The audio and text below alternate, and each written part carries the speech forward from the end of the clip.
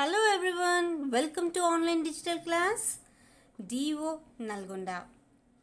I am Maya Bhargavi here with a new lesson, class 8 unit 7, reading B Bonsai Life part 2. Children, in the previous session we learned that Akaya, who is a housewife, got settled in the village and got accustomed to village, and whereas Ammalu, her sister, who is a working woman, got settled in the capital city of India, that is New Delhi. In the part 1 of Bonsai Life, we learned that Akaya expresses her sad state of financial independence by saying that she has to depend on her husband even for paise worth of karivepaku. She says that the narrator is very fortunate that she is working as a man and earning, and there is no need of being dependent on her husband. She also says that she will send her daughter to college so that their daughter can have a degree. Let's go to the lesson, children. Bonsai Life Part 2. From the very start, Akaya had been keen on studying. But Nanagaru didn't educate her because she was not adept at oral arithmetic. Nanagaru had said, she is a girl, how will studies get into her head? And had made her discontinue her lessons, concentrating only on Annaya's education. Because she was uneducated, she got married to a man from a village, had to look after the cattle, keep the stove clean, draw water from the well. Amma used to be very upset that Akaya had to go through such drudgery. Realizing that Akaya was upset, thinking of the past, and in an attempt to divert her mind, I led her to the balcony, saying, "Come, let's go and sit outside." Now, children, from the very start, Akaya had been very keen on studying. Akaya was interested in studying, but Nanagaru did not educate her as she was not good at oral arithmetic. Adept. Adept means skillful, good, expert. So, Akaya was not skillful in arithmetic, so Nanagaru didn't send her to the school. Her Nanagaru made her discontinue her lessons, saying that she was only a girl, studies would not get into her head. He concentrated only on Annaya's education. Akaya got married to a man from the village and settled in there, working very hard. Drudgery means hard work. So Amma was very upset that her daughter is going through such drudgery, such hard work. So realizing that Akaya was upset, thinking of the past, what did the narrator do? The narrator said that, "Come, let's go and sit outside." Looking at the plants in the flower pots, Akaya mentioned that all the cucumbers, drumsticks and gongura were from their own backyard. I asked her to send some gongura seeds the next time someone came this way. Akaya looked at the plants in the flower pots and said that all the drumsticks, cucumbers and gongura were from their backyard only. The narrator requested some gongura seeds the next time if someone came that way. Okay, children. Now, but Ammalu, what's this? Why have you planted the turai and pomegranate trees in these flower pots? See how stunted they have become. If, like flower plants, you put these trees in pots instead of letting them grow freely in the backyard, how will they grow? She asked, surprised, feeling sorry for the trees. Now, what do you mean by stunted? Stunted is underdeveloped. So, Akaya was surprised to see the turai and pomegranate trees in the small flower pots. She was worried that their growth was stunted. If she says that if they had been planted in the backyard, they would have grown freely and fully. I burst into laughter. Akaya was perplexed. And what do you mean by perplexed? Perplexed means confused. So, hearing that, what the Akaya says, the narrator burst into laughter, and Akaya was confused. I did it on purpose. It's a special method. It's called bonsai in Japan. You can grow even a huge banyan tree in a flower pot. You can grow it even with its roots hanging down from the branches. You have no idea how beautiful a pomegranate tree looks when you keep them cutting its branches, changing the pot now and then, trimming it into a small sized tree, and making it bear fruit. Do you know how carefully you have to tend a small tree? Bonsai is a great art, I said. The narrator burst into laughter and said that she did it on purpose. She told Akaya how big trees can be grown in flower pots. A turei tree grows with its roots hanging down from the branches, but it grows in the flower pot and is very small. Now, but it seemed Akaya didn't appreciate what I said. I don't know. You have confined a turei tree to a flower pot when it could have grown to the height of a building, she sighed. Even though the narrator explained how hard it is to grow the bonsai plant, Akaya didn't like the idea of growing big plants in a big trees in a small flower pots. Feeling disheartened at being unable to impress Akaya with my bonsai, I collapsed weakly into a chair. I was most distressed, as if the entire art I had learned had come to naught. It was like throwing perfume into ash. Suddenly, a dust storm began to rage. The sand hit our faces harshly. I caught hold of Akaya's shoulder and dragged her into the room. Then I closed the doors and windows in a hurry. The narrator was worried that the entire art she had learnt had come to naught. Naught means zero. Then a dust storm began to rage. They closed the doors and windows in a hurry. Akaya was stunned to see the weather in the capital city.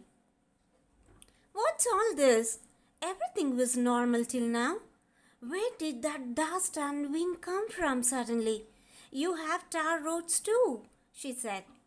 Akaya was stunned at the sudden rage of dust and wind. She's asking the narrator where the actual dust and wind is coming from. This is how it is in the big city, my dear.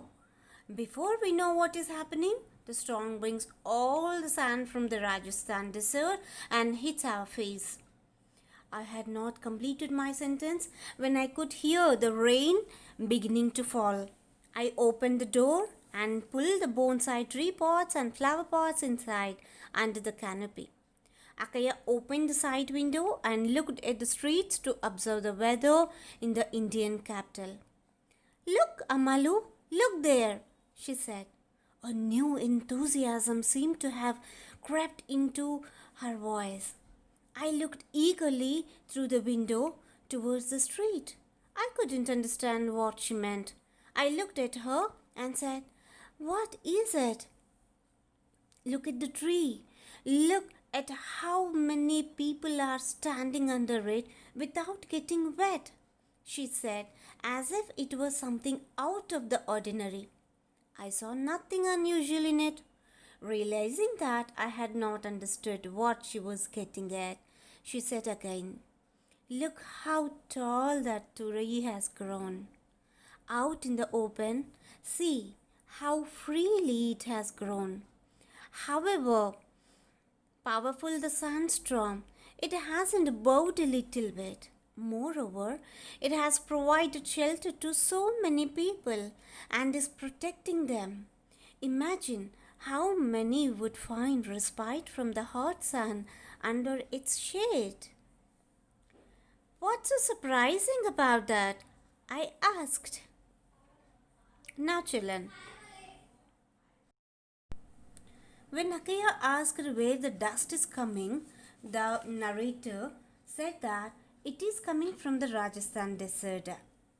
When rain started, the narrator pulled all the plants inside under the canopy. Just then, Akaya looked out of the window to observe the weather. Suddenly, she said, "Look, Amalu, look there." Some new excitement was there in the voice of Akaya. She said to look at the turai tree, which is grown freely out in the open area. She asked the narrator to observe how many people are standing under the tree without being getting wet.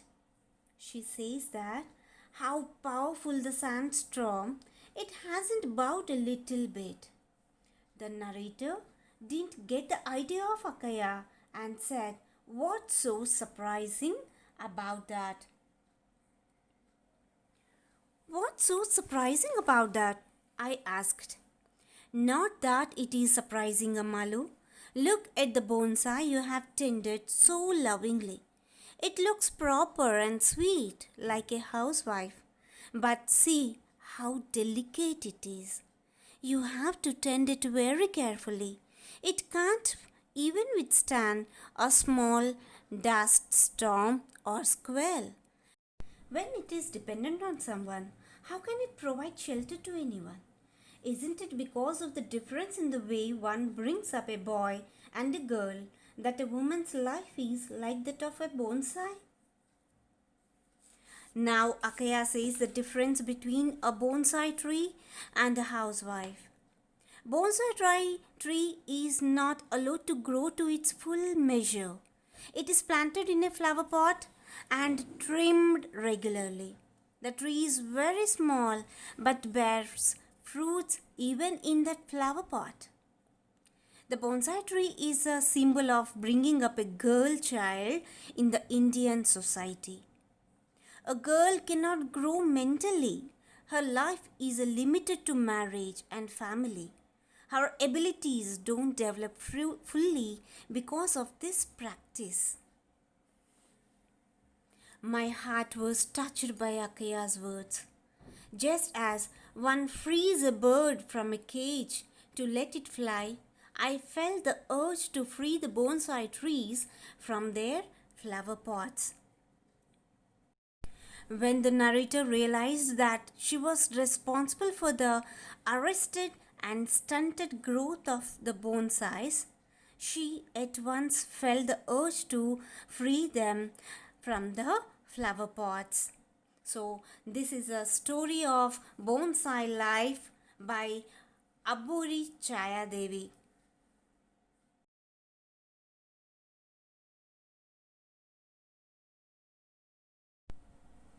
Hello everyone, welcome to online digital class. DO Nalgonda. Bhargavi again here with a new video of class 8 unit 7 reading C. I can take care of myself.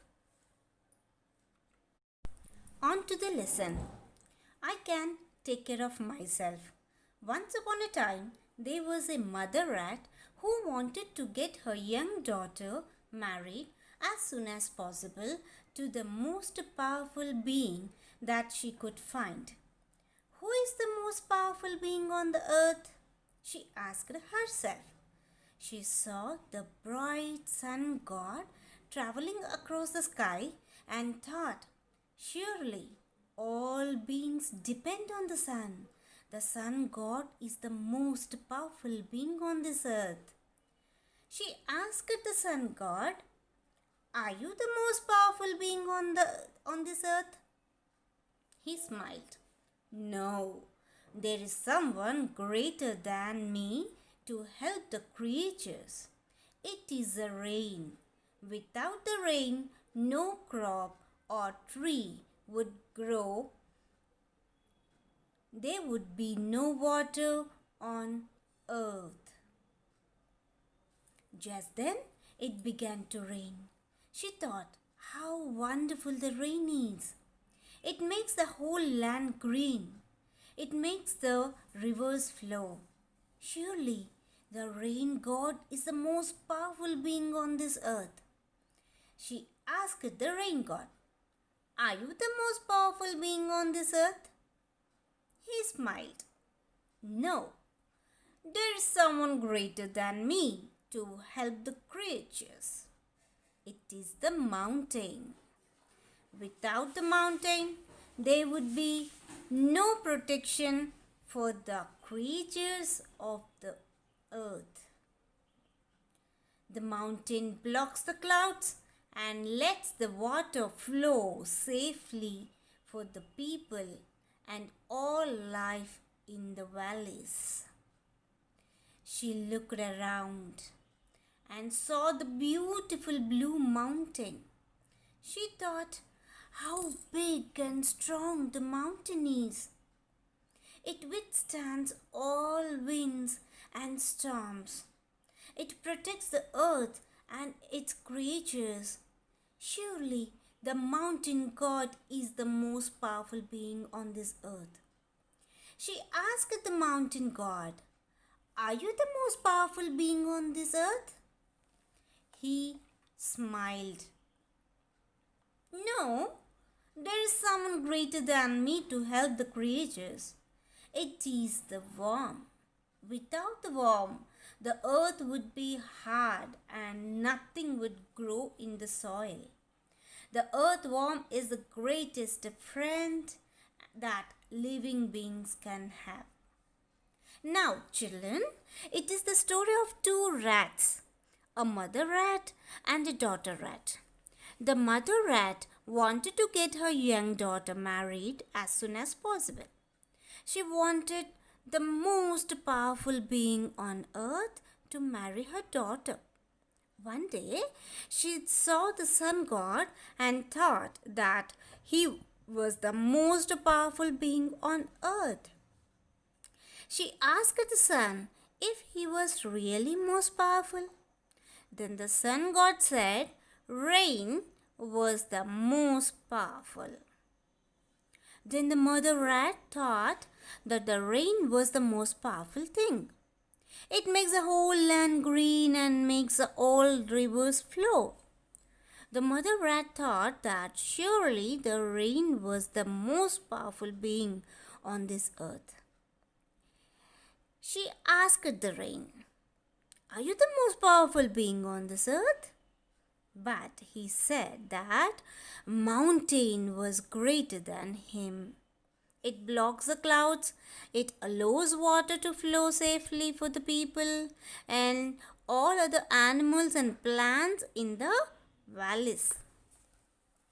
The mother rat thought it was true. The mountain is big and strong.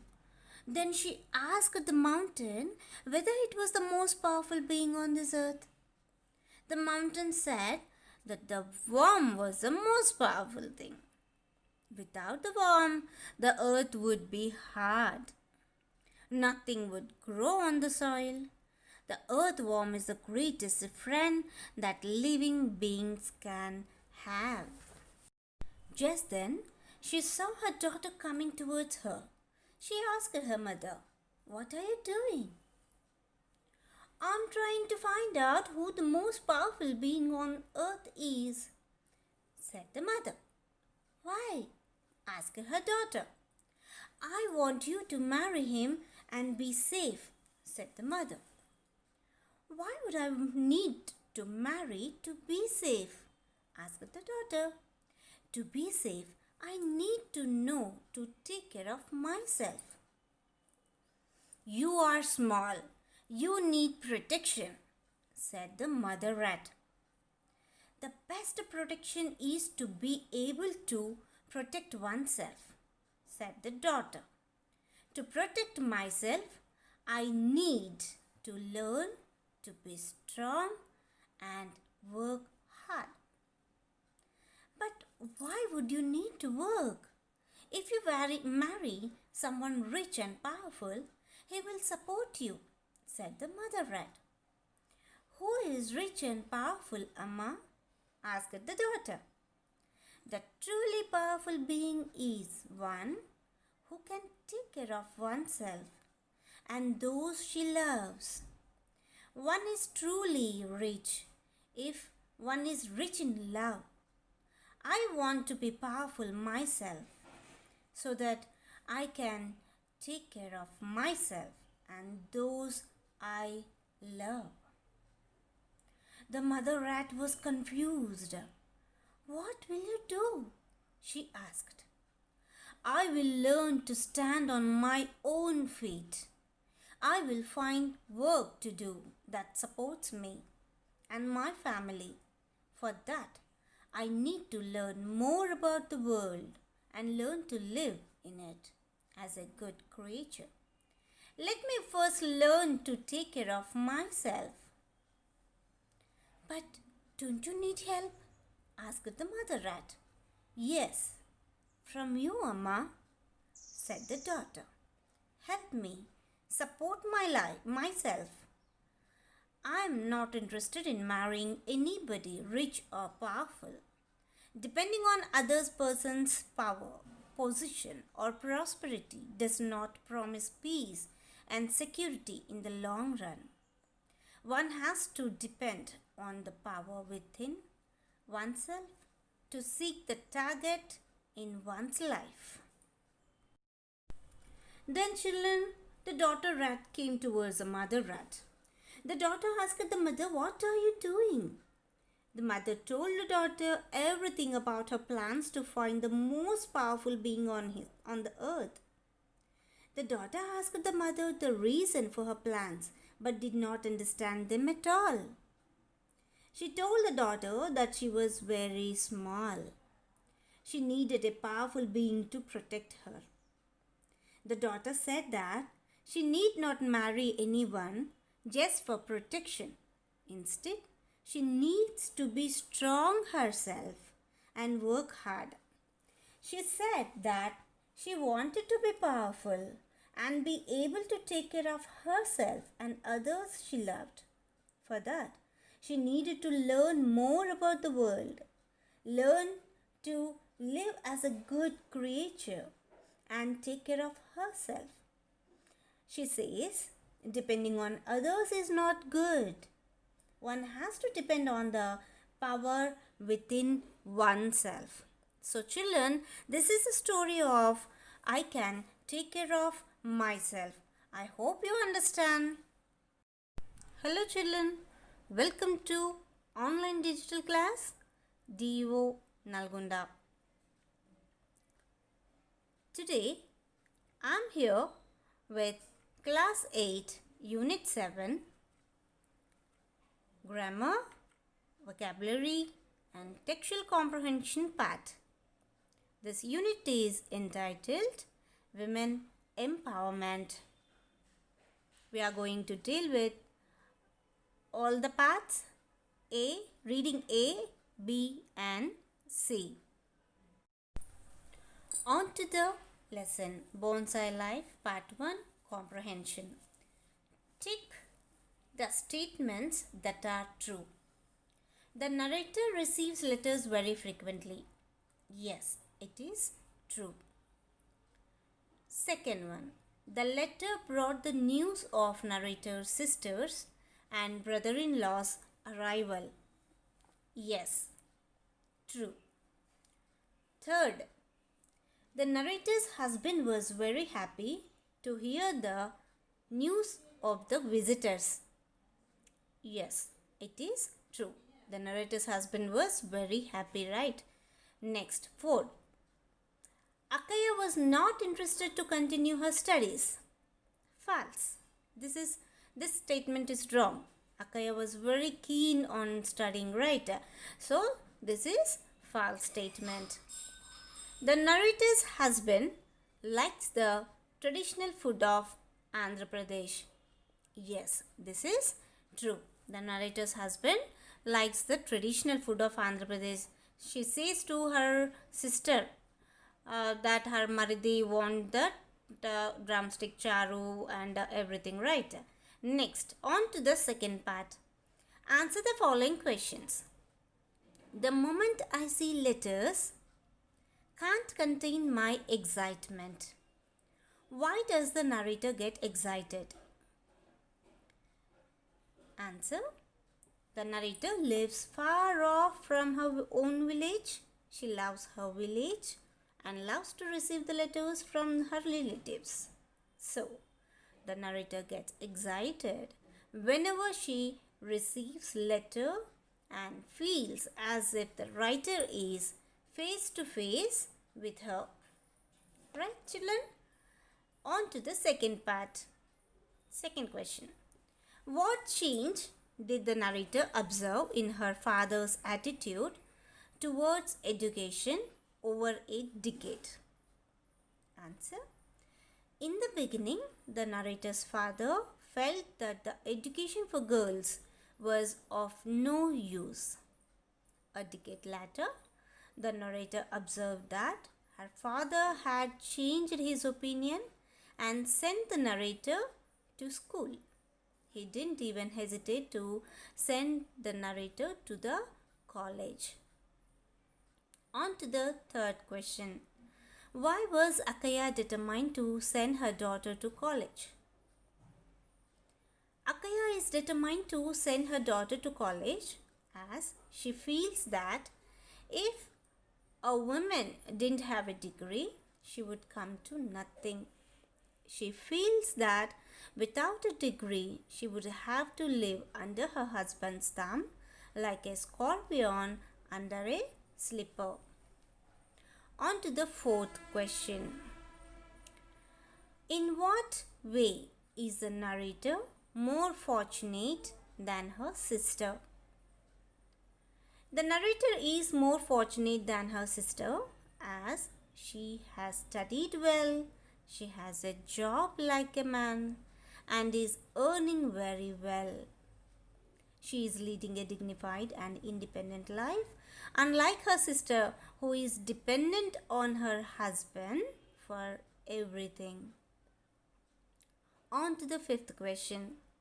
Can one be independent without a job or earning? Justify your answer. No. One cannot be independent without a job or earning. To be independent, one needs to be financially empowered, which is possible just by earning something in their life. Bonsai Life Part 2. Comprehension. Complete the statements giving more than one reason. Girls should be educated like boys because the statements are: they have the right to be educated. Education helps to lead a dignified life. Education helps them to get a good job and earning. They can stand on their own feet. Right, children? On to the second one. Fully grown trees are more useful because they bring rains, they give shade and shelter to many living beings. We get so many things like wood, fruits, vegetables, medicines from trees, right? Next. Answer the following questions. First one. Why was Akaya perplexed? Perplexed means confused, right? Perplexed means confused. Why was Akaya perplexed? Akaya asked the narrator why she had planted the trees in the small flower pots and felt sorry for the stunted growth of the plants. The narrator burst into laughter at her Akaya's innocence. So, Akaya was perplexed. When Akaya asked narrator why she has planted all the plants in the small flower pots, the narrator burst into laughter. Right? So, Akaya was perplexed, confused. On to the second part. How is bonsai reared? Bonsai is a special method of rearing trees in flower pots. It is reared carefully by changing the pot now and then, pruning the roots, cutting its branches, trimming it into a small sized tree. It even bears fruits in the small pots. Right? On to the third one. What similarities do you notice between the bonsai tree and the housewife? Both the bonsai tree and the housewife are delicate, taken care of by others, and both are dependent on others. Bonsai trees are not allowed to grow to its full measure. The housewife's life is also limited to marriage and family. Her abilities are suppressed by others and they are dependent on their husband for everything. Fourth one. What made the narrator feel the urge to free the bonsai? The narrator's heart was touched by her sister's words. When she realized that she was responsible for the arrested and stunted growth of the bonsai plants, she at once felt the urge to free them from the flower pots. Fifth one. What is the central theme of bonsai life? The central theme of bonsai life is to educate a girl child and make her independent in all the aspects of the society. Next, make a list of activities done by a homemaker and a working woman. Homemaker and working woman. Homemaker stays at home. Working woman goes outside and stays at working place for some time. Homemaker works at home. Working woman works at office. Homemaker, she takes care of household things. Whereas working woman, she can take care of household things and also the office works. Homemaker is dependent on her husband. Whereas working woman lives independently. Homemaker agrees husband's superiority. Working woman, she feels equal importance. Okay children? Now, next. Put a tick mark against the most appropriate meaning for the phrases given below. 1. To keep the washerman's account means to take care of household work, to count clothes, to maintain the washerman's account. So its meaning is to take care of household work. Second one, uphill task means a difficult job. Uphill task means a difficult job. Third one, grass is greener on the other side means others are in a better position than us. So it means others are in better position than us. Fourth one, like a scorpion under a slipper means feeling totally suppressed. Like a scorpion under a slipper means feeling totally suppressed. Now moving to the vocabulary. Look at the phrasal verb underlined in the following sentence. I feel like giving it up. Give up. What does it mean? Give is a verb and up is a preposition. Such combinations are called phrasal verbs. A phrasal verb normally gives a meaning different from the meaning of its parts. Phrasal verb is equal to verb plus, it's a combination of verb plus preposition. Right, phrasal verb is a combination of verb and preposition. Give up. Give up means to stop doing something. Give up means to stop doing something. Now, refer to the dictionary and find out the meaning of some more phrasal verbs beginning with give and look. Beginning with give and look. Look here. Give in. Give out. Give away. Give in means surrender or admit defeat. Give out. Come to an end. Come to an end. Give away. Donate. Give away. Donate. Now, look after. Look after means to take care of. Look after means to take care of. Look up. Improve. Look up means improve. Look into. Investigate. Look into. Investigate. Use the above phrasal verbs in your own sentences. Here are the sentences. The thief gave in to the police. Gave in means surrender. Right. So the thief gave in to the police. When my friend was blaming me for 2 hours, my patience gave out. Come to an end. When my friend was blaming me for 2 hours, my patience gave out. The old man gave away blankets to the poor people. My mother looks after my grandparents. The situation is looking up recently. Means the situation recently is very bad.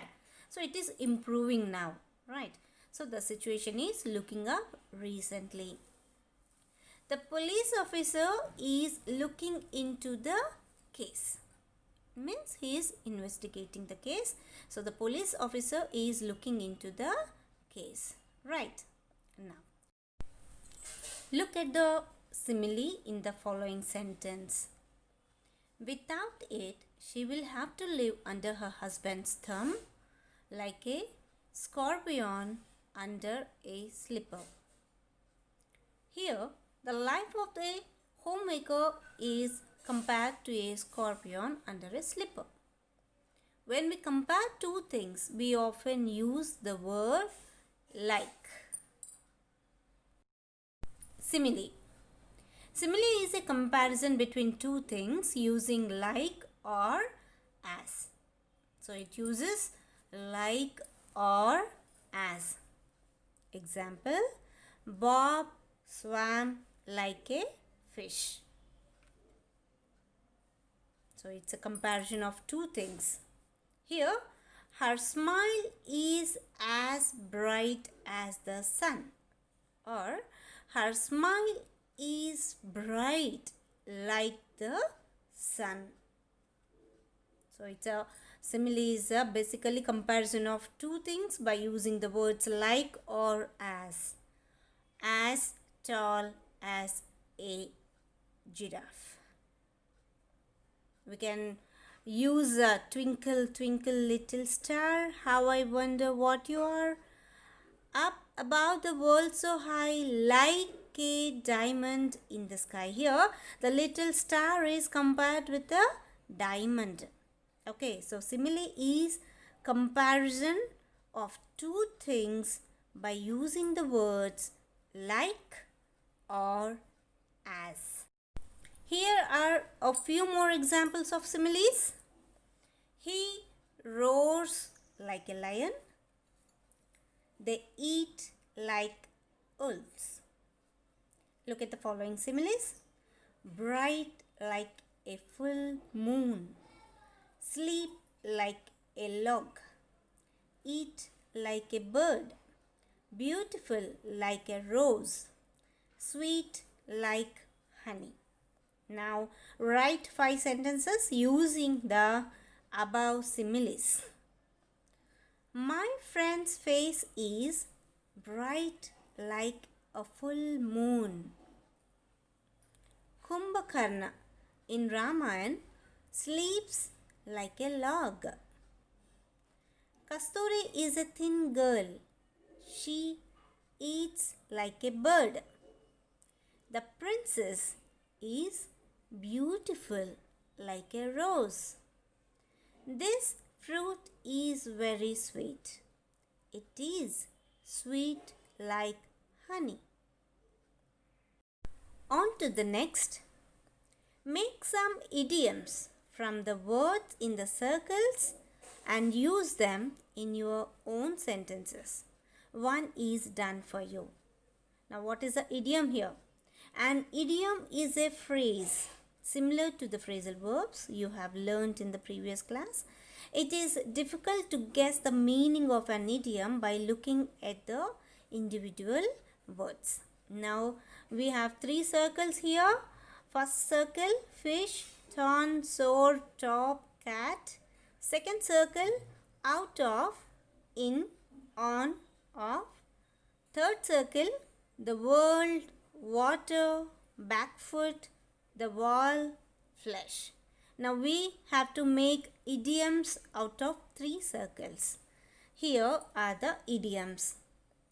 Fish out of the water. Fish out of water.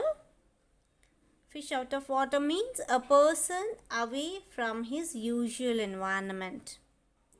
Thorn in flesh. A thing which causes you pain or a chronic trouble. A thing which causes you chronic trouble. Sore in the back foot. It's irritating. Keep on paining. Okay, it's irritating. On the top of the world. Feeling very happy.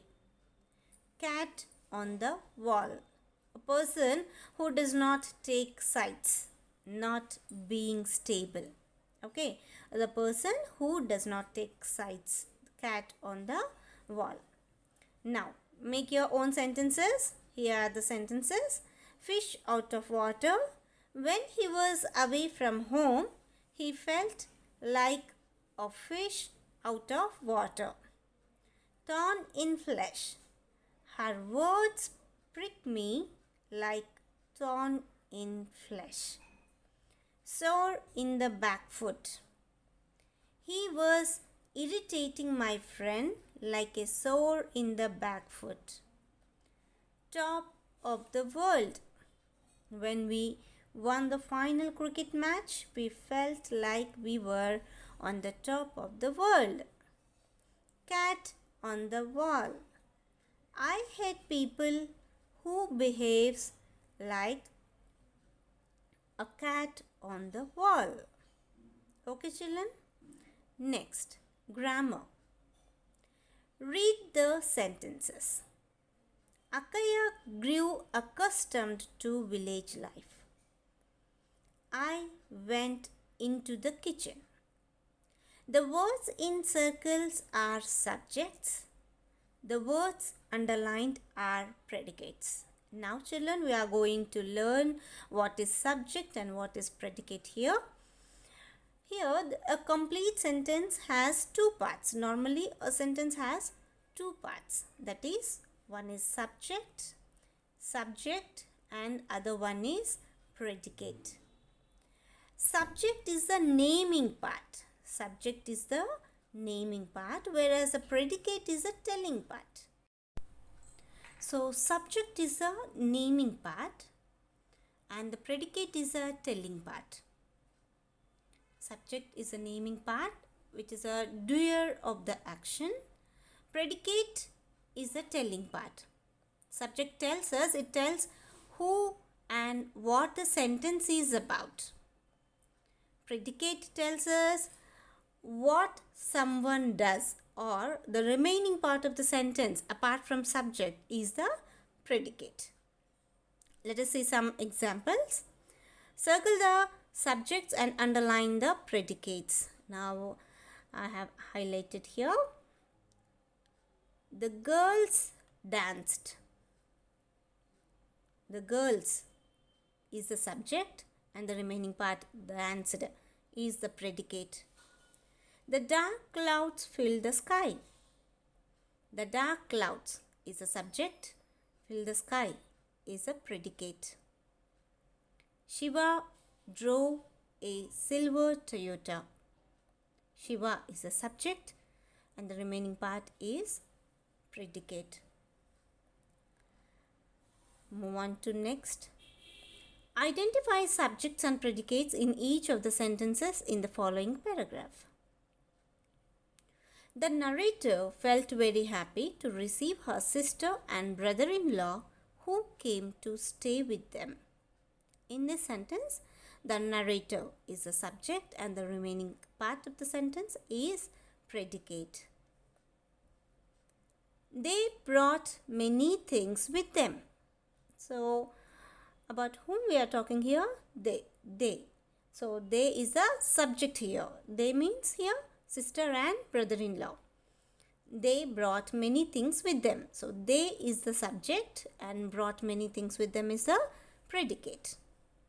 Akaya made special dishes for her sister's husband which he liked very much. So, who made special dishes? Akaya made. So, Akaya is a subject. And the remaining part of the sentence is the predicate. She praised her sister for being employed and making her living. So, who praised? She praised. She is a pronoun here. So, she means Akaya. She is the subject here. And the remaining part, predicate. She was very sorry about her position at home. She is the subject. Remaining is the predicate. One day, the narrator showed her bonsai plants and explained how they are grown. But she did not like it. In this, two sentences are there. Grown. Till grown is a one sentence. In that sentence, the narrator is a subject and the remaining part is predicate. But she did not like it. It's a complete sentence, right? So, she is a subject. Did not like it, predicate. On a rainy day, many people gathered under a tree to take shelter. So, about whom we are talking? Many people. So, many people is a subject. Gathered under a tree to take shelter is a predicate. Showing this, Akaya made the narrator understand the importance of freedom in one's life. So, Akaya is a subject here. Made the narrator understand the importance of freedom in one's life is the predicate. Okay, children? Reading C. I can take care of myself. Answer the following questions. What do you think is the most important thing to learn to live well? The most important thing to live well is to learn to take care of ourselves. If we can take care of ourselves, we can live independently in the society. What are the skills or qualities that would help you to be independent in your life? We should learn how to take care of ourselves. We should learn more about the world and learn good things from others. We should develop self-confidence. All these qualities help us to be independent in our life. Do you agree or disagree with the daughter of the mother rat? Give reasons for your response.